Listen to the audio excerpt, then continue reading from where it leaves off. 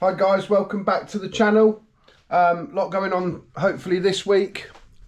It's Friday today, Good Friday, so we're down here working, although it's a bank holiday. There's so much to do that we thought we'd quite try and enjoy the peace and try and get on with a few jobs. So I thought I'd give you a quick rundown of what I'm doing today and over the next few days. So today's main priority for me is the Nissan SR20 DET, which is the engine what the customer didn't replace the oil cooler, and it dragged the old blown up engine debris through the engine and caused a few problems. So that's going back together now. I've ground the crank on that. I will show the footage of that grinding the crank, although it's previous footage. I'll add that as well. I've got all the bits to fix that now, so that's going back together. Also doing my friend Alistair from Hamilton Classics. I'm doing his Rover V8 Rally engine, which has been here for a little while, so I need to get on with that because he's booked in for an event, so that's there. And I also need to get the engine stands empty because I've got natural aspirated Cosworth to go on, an MGB to go on as well. I'm also needing to finish off my Scimitar V6 there, which I built that, but it was a bit tight. I wasn't very happy with it, so I decided to strip it. It's been here for quite a while. It's a bit of an ongoing engine really, but I kind of really want my customer to have it back because he's been very, very patient. And but do you know what? If it's not right, I don't want to run it. So I wasn't happy with the way it felt. So we've taken it apart. I'm going to resize the con rods in that. So I'll show that being done. I think it might have a tight rod in it because the crank turns perfect. I'll show you what's happening over the road. Sam and Graves are over the road doing some work on the coach because we've bought for the coach. Oh, I don't know what all this is, to be honest. This is what Graves has been ordering. This is a big a reverse camera for the coach and lights for the inside because I haven't showed it yet, but I asked Sam and Graves to take the to do some work to get the ceiling back in the coach so we could go racing soon, and they got a bit carried away with that, and I'll show you what they've done.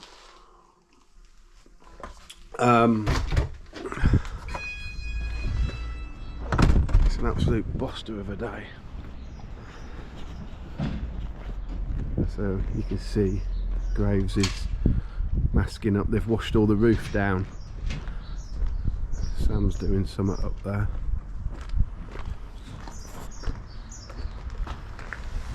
But the reason we've started buying bits for the coach is because they decided to completely strip it, which at first I was a bit shocked and a little bit upset about, but now I kind of get it really. They want to do a proper job of it, so we've treated all of the ceiling with rust inhibitor and then smooth right because it was going rusty in places. We've resealed all that. The boys have resealed all up there. We've taken the bathroom out because we're going to change the layout slightly. We're a little bit stuck on that bed there because that's over the bonnet of the car in the back. The kitchen got destroyed when we was taking it out, but we've cut away. There was like the original coach box things down here, which had the heater pipes and everything running through, but they've cut all that out to give us a bit more space. We want to try and utilise every single last little bit of space we can. We've had 2 flooring samples to come through, the lighter and the darker grey. I mean, what do you guys think? What do you think we should go for in there? Leave your comments in the comments section what you think.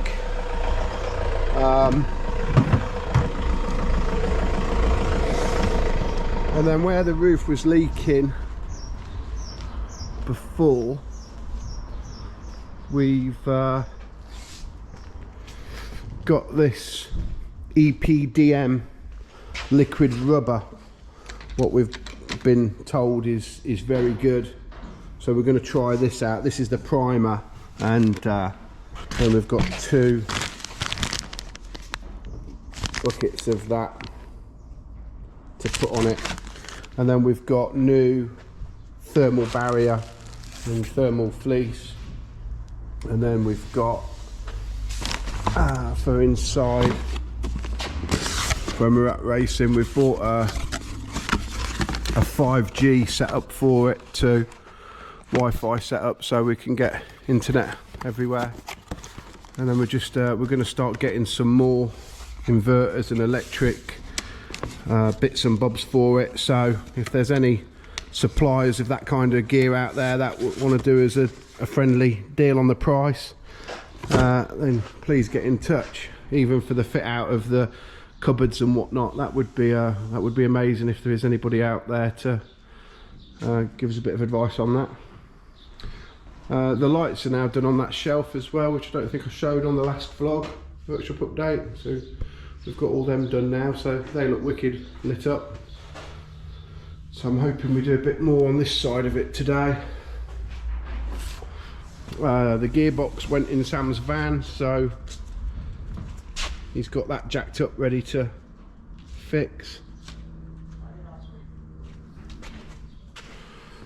And I think that is about as far as an update goes at the moment, to be fair. Yeah, everything else is pretty much the same. So I'll record some of this work getting done, and I'll also record Brands Hatch on Sunday, if we definitely make it. So I've set the crank grinder up, starting off on number 4, big end. I've dressed the wheel and everything. So when I grind the crank, what I do is I try not to rush them. You can go quite heavy with the cuts and speed the job up, but I don't actually like that. You get a lot of chatter on the big ends. So I do half a thou at a time. I take the metal off as the crank's coming downwards, and then let it rotate, and then do another half a thou. As soon as I know that the crank's grinding all the way round, I'll then move the crank to get the radius cleaned up. And then when I know that I've skimmed around 7/1000ths of an inch off the crank, I'll then take the wheel away from the crankshaft, have a measure up, and just make sure I'm getting close.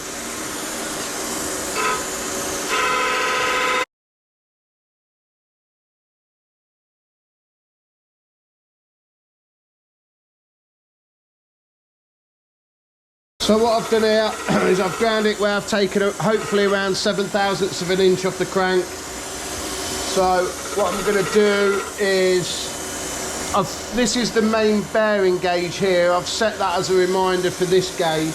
So I'm going to back this off a complete turn.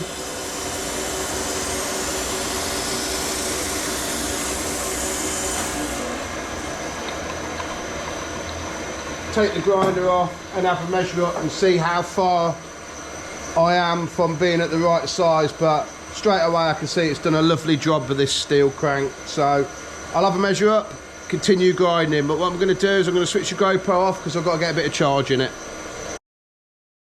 So that's the camera all charged. So while the camera's been charging, I've been grinding the crank. I've got all the big ends done, so I've got them down to 0.25 now. I've just set the machine up and I've just ground the first main, which I always start on the centre. There's no distortion there, it was just damage from bearing swarf. So I'll show you that. So you can see the centre main's all done, so that's down to top tolerance now. So with a bit of charge in here, I'll record the mains being ground.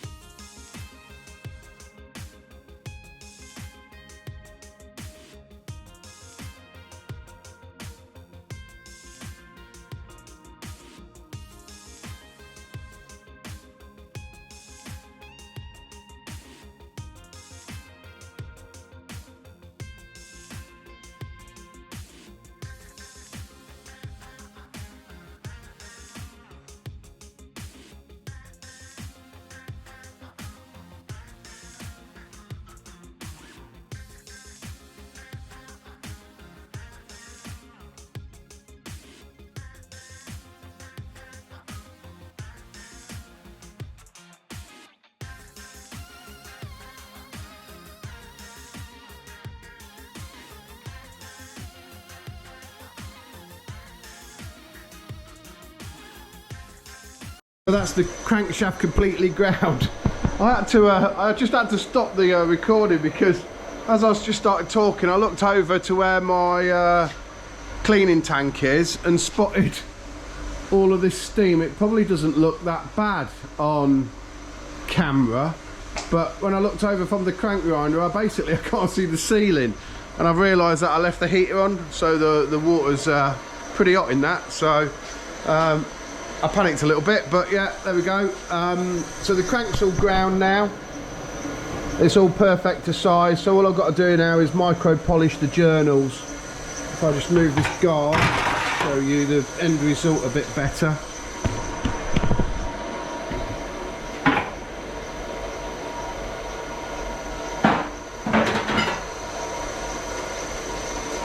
So because this is for a race engine, what I've done is I've left a nice, the camera's picking it up, I've left a nice big radius in here so there's no sharp edges to cause any kind of issues. So what I'm going to do now is let the crank turn, let some of the water spin out of the wheel, let the crank dry off a bit as well, ready for polishing it. So I'll give that a couple of minutes and I'll show you the polished end thing. That's it, the end result. The crank's all polished, and I've got to say that is a lovely bit of metal. That it's polished up so nice. I'm going to get some photos of that because that's looking pretty special. Well, that's the Nissan SR20 DET, which I had to rebuild because of debris in the oil cooler. That's all done now. All rebuilt, good to go. I've had to grind the crank. We've put a new exhaust cam in it, new bearings and gaskets and everything. But one thing I have just noticed, which I ought to show the customer, is this part I didn't take off. And as you can see, there is movement there, and I've just checked the two fasteners and they're tight. So I'm going to quickly whip that off as well. And put that right for him. I've got to take my gauges off. I'm setting the cam time in, tighten up the camshaft pulleys. He's bought a new damper for the front, so I don't need to do anything with that. Just take my protractor off, put the rocker cover on it, and then I'll show it built. But it's back together at least, so my customer should be happy. I'll show you the damage on the cam. I don't know if the camera's picking that up, but it's actually where some debris must have got into the oil way of the cylinder head and caused it to run dry, and then it's picked up quite bad on one of these, so I've replaced 4 of them. Which one? That one there. So I'll fix that thermostat housing, finish doing this, and I'll show a picture of it built. So that's the Nissan all done now. It's all ready for my customer to collect. Looking pretty cool. And that's it. I'm all done for the night. I think it's about 9:30. The boys are over the new unit watching the boxing, so I'm gonna go and walk over and watch that with them, and then it's back to home, see the wife. I'm walking over to the new workshop. Sam's been putting the telly up in what's going to be my meeting room, so I think it's all lit up in there. I've got a sneaky feeling Tyson Fury's about to fight, so come on Tyson, get on with it.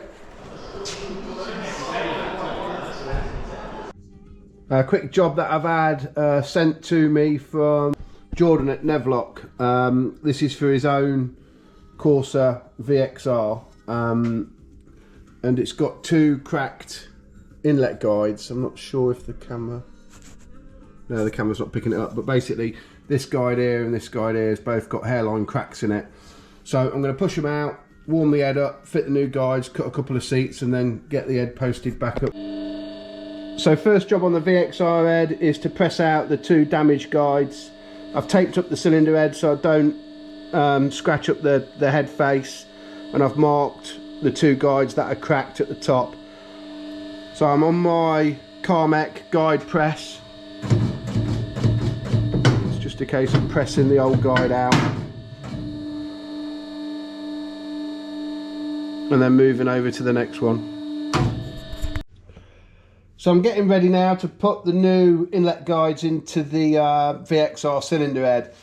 These are the old guides that are pressed out, which I showed earlier that they was cracked on the top. But what I've also done is with a Sharpie marked how far down the crack is.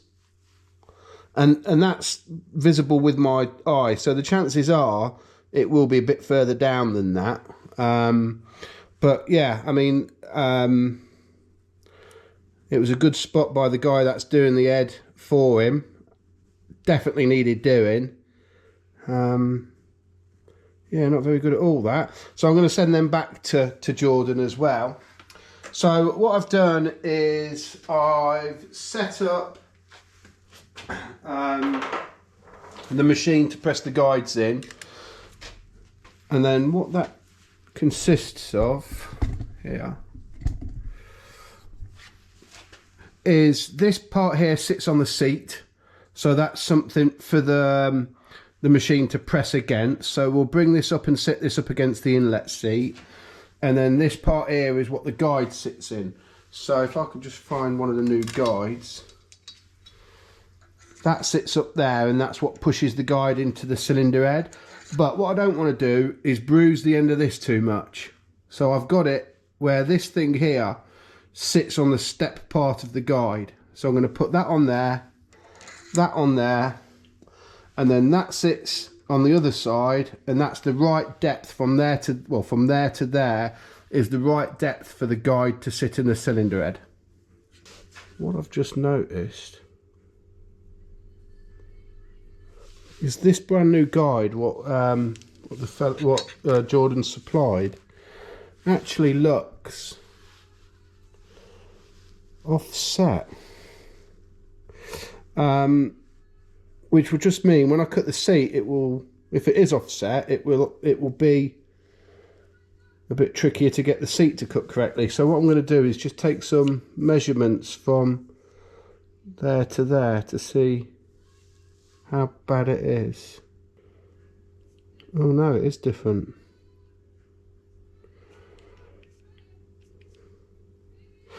There we go, 2.1 on that face, and then if I move over to this face, 1.9. Luckily, Jordan has sent me, I only needed 2 guides, but he sent me 6. So I'm going to grab the other box of guides that he sent and find one that looks better than that. I'm quite pleased I spotted that. So what I'm going to do with this now is just press it until I hear the pump build up pressure, and that means I've got right down to where I need to be. Which is there. Then bring the machine up.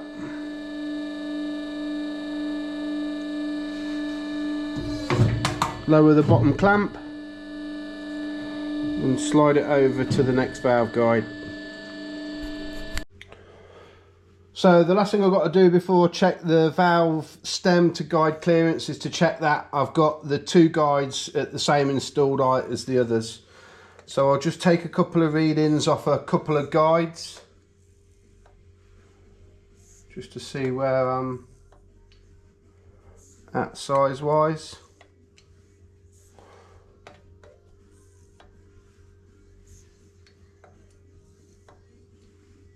Yep, spot on. So I'll cut the seats now. So before cutting the valve seats, I need to check that the valve stem and valve guide clearance is correct. So obviously I only need to do it on the 2 that need doing. And straight away that's tight, that won't go in no further than that. And that's even less. So what I'm going to do is with the 0 to 1 micrometer, I'm going to take a few measurements along the stem of the valve just to make sure that that's all within tolerance.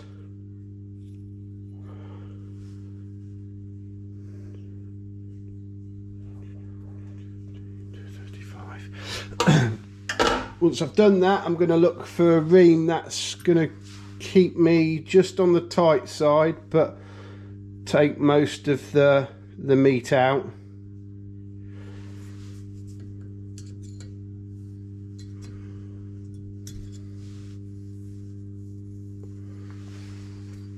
And then once I've found that, and carefully ream the valve out to the size, and then just hone it to finish.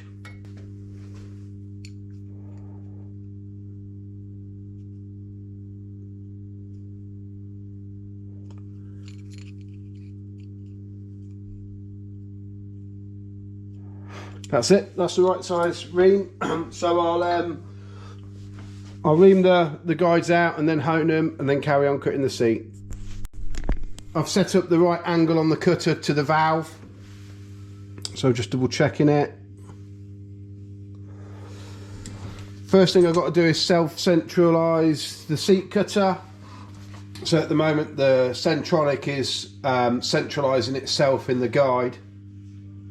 The machine tells me when it's centralised at the top here, so I can lock the machine off so there's no play in the machine, and then fit the Vera drive to the top of the seat cutter, and then just go around and just give myself a nice seat all the way around like that, and then back it off. And then the same process on this next seat, and it's all ready then to send back. Last thing on this cylinder head before I box it all up ready to send back is just to give the two valves a quick lap in. That basically will just confirm that my work is perfect. But both seats cut really nice. I'm pleased I spotted the bit on the other guide, because I don't think that would have got in so easy.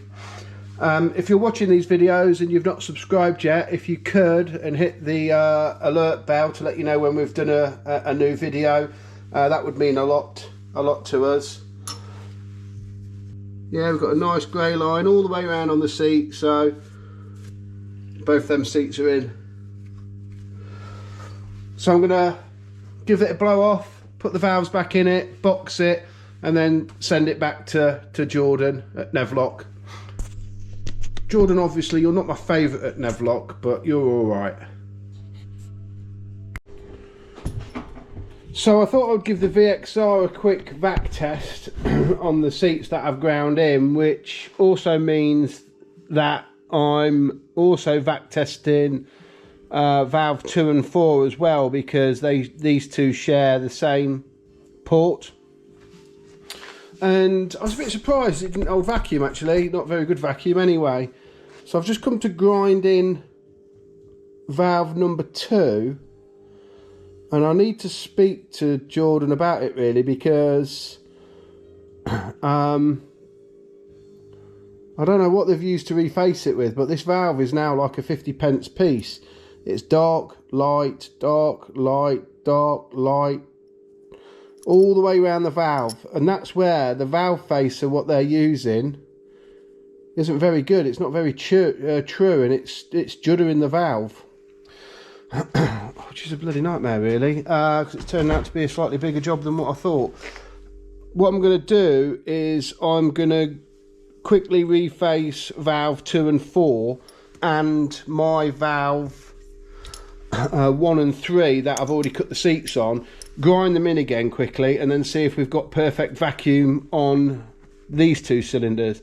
Then I'm going to vac test these. If it don't work, then I'm going to let my customer know and see what he wants to do. Right, so this is valve number 2, which straight away I think I can see a bit of wobble on that, but let's see what it faces like. Oh, straight away, yeah, you can hear it. It's not very good at all, that.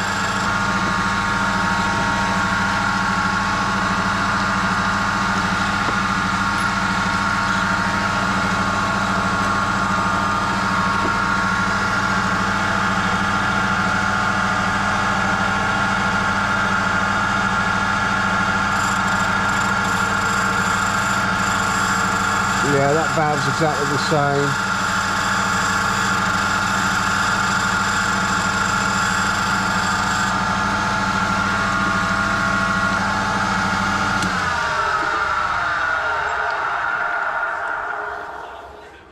was slightly worrying about that is all 4 of them valves, which look like they've been reconditioned, was all slightly out on the seat. So I'll quickly grind them in, test them again, see what it's like, and then let Jordan know.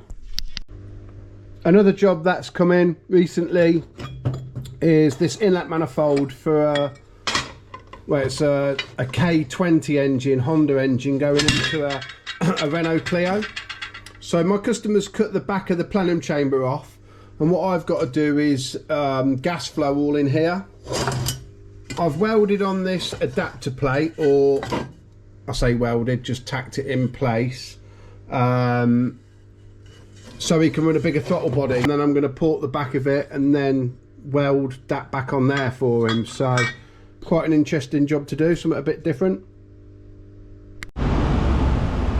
So I've started porting the inlet, and I'll time lapse a bit of this being done.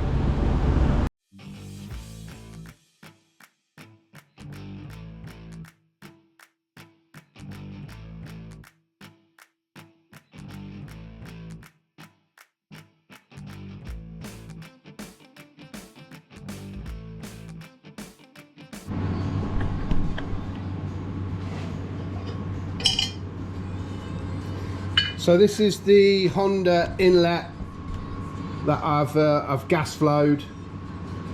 I've also welded this adapter plate on for the customer. I've welded it inside and out, and then the customer cut the back off so I could port in there. So I've ported all the back of the plenum chamber.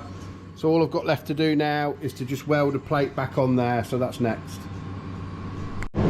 The other thing that I've ported is this is the plate that's going back in the inlet manifold, and I've just smoothed out and ported all the back of that. So when I weld it in, it'll all be nice. So that's it, I've finished the inlet manifold now. It's all welded up, welded the plate back in. I've got to stick it through the wash just to try and clean any of the bits of swarf out. Still really warm from the welder, but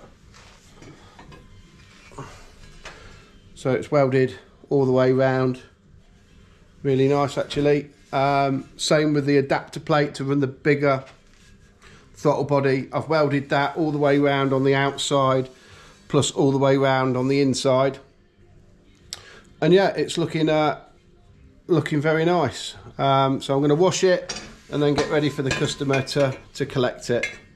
But that is one ported Clio inlet manifold. On to the next job. So it's Sunday morning and we're on our way to Brands Hatch to watch the pickups and Neil in his Thunder Saloon. Sam's driving. It's too early on a Sunday. Oh no.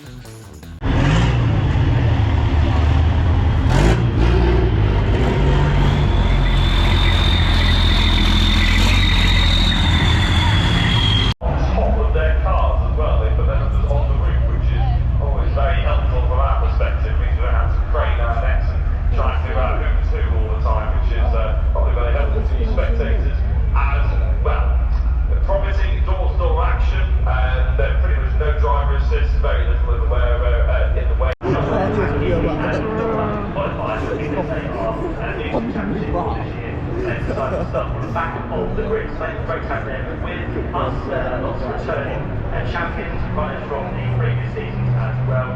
We're looking forward to watching 18 laps of pin-up truck racing. If you thought the trucks and legends were close, these are going to be very close indeed as well. Full-on racing to look forward to the first round of the 2022 season in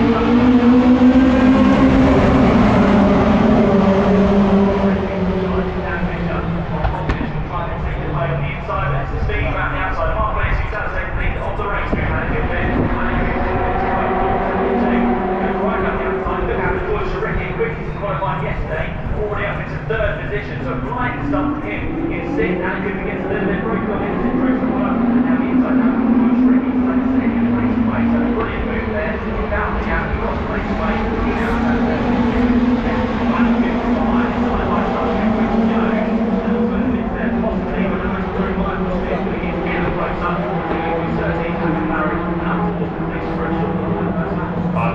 top six being reversed. It's going to stop George Jarecki, by the way, which is he's absolutely charged through. He was very much at the start of the show qualifying. Looks like he's got his slight settling.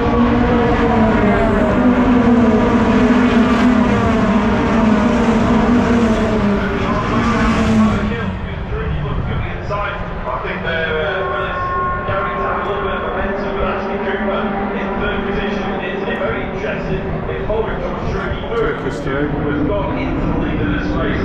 Willis still in second place. Cooper having just settled into the road for the top of the back-to-back champion.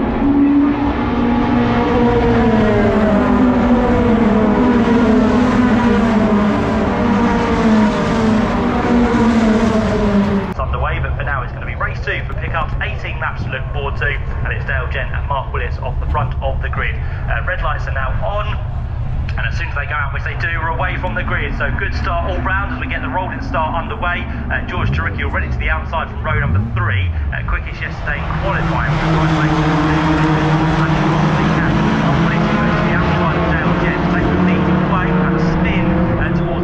Pack and tries to rotate and get back into the formation as best as possible.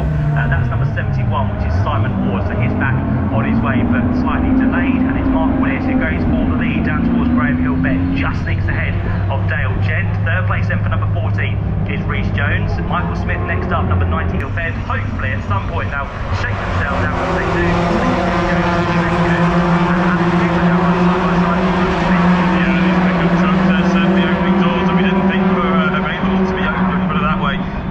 Very much pushing a pull, let's put it that way. So as it looks like they're coming across the line, Willis still leading the way. Gent, I think, now stuck in third, is out, but the checkered flag is about to fly, and it does look like it'll be George Jarecki to take the checkered flag for the second and final time here at Brands Hatch in the pickups. It is George Jarecki who will be on the top step of the podium.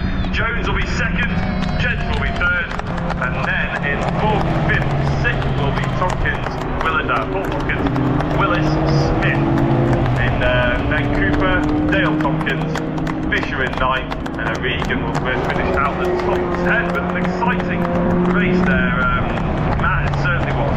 It certainly was indeed, and nice to see that George Jarecki had a bit of... Trucking. What I can tell you is that